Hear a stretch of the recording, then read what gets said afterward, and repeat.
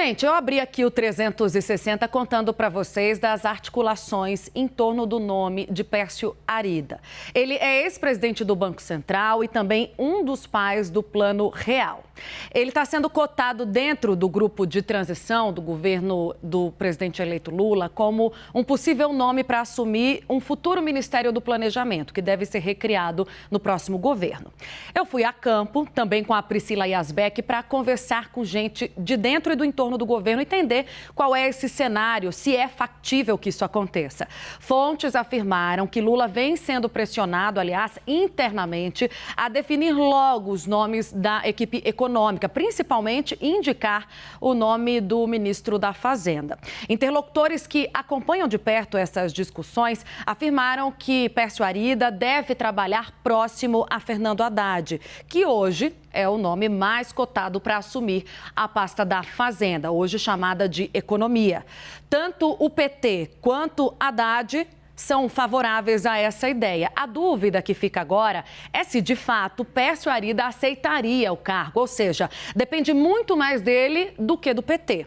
E essas movimentações indicando essa aproximação de Haddad com Arida afetaram o mercado. A bolsa, que vinha caindo nos últimos pregões, hoje chegou a subir quase 3%, como a gente falava agora há pouco com o Fernando Nakagawa. É importante a gente ressaltar que há uma discussão dentro do grupo de transição de que a Frente Ampla diminui a chance de o PT ficar com o planejamento e com a Fazenda. Então, se Haddad ficar mesmo com o Ministério da Fazenda, Pércio Arida seria naturalmente o nome indicado pelo vice-presidente eleito Geraldo Alckmin para o planejamento, fazendo com Haddad uma dobradinha. Dentre os participantes da transição, a percepção é de que Haddad é um dos caciques, a percepção, aliás, dos caciques do PT é de que Haddad está sendo realmente um nome cotado, tem chances de levar o Ministério da Fazenda, seria também um bom nome para a economia. Só que algumas ressalvas me foram feitas, né?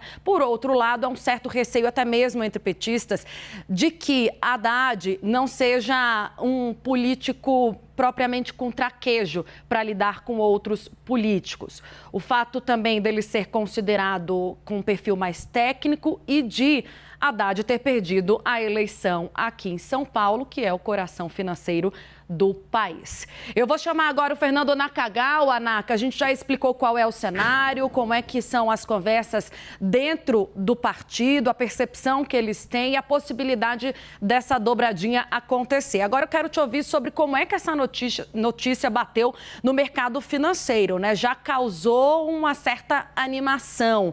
Naka, o mercado que estava bem chateado com as últimas falas do presidente eleito Lula e com o andamento da PEC, que abre espaço para o novo Bolsa Família.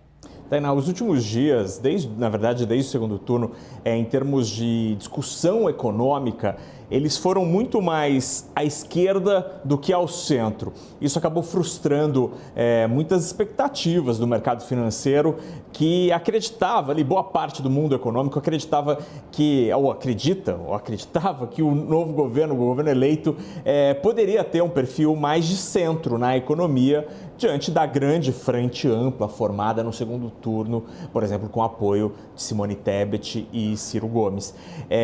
Então, essa notícia que aparece aí no finalzinho da manhã, com essa possibilidade da dobradinha, traz de volta toda essa possibilidade, ou é um fio de esperança de que essa possibilidade, de fato, pode se concretizar.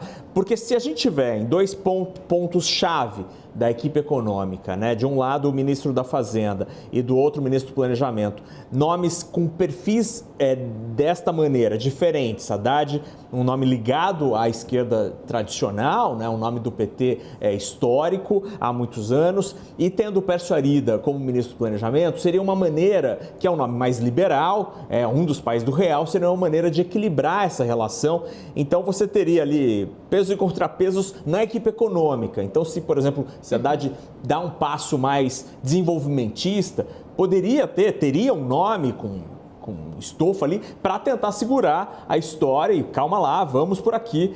Então não seria só um eba-eba, não, teria um opa-opa nessa história. Isso é muito importante. Quando você monta uma equipe, é importante que essa equipe seja azeitada e ela tenha ali alguma conectividade. Agora, uma coisa interessante, quando toda essa discussão veio à tona, Tainá, eu fui puxar a memória ali, algumas reportagens para entender porque Lula gosta deste tipo de formação de equipe econômica. No Lula 1, ele escolheu Antônio Palocci, ex-prefeito de Ribeirão Preto, depois envolvido em casos de corrupção, mas na época um político, habilidoso político, muito bom de negociação com o Congresso, por exemplo.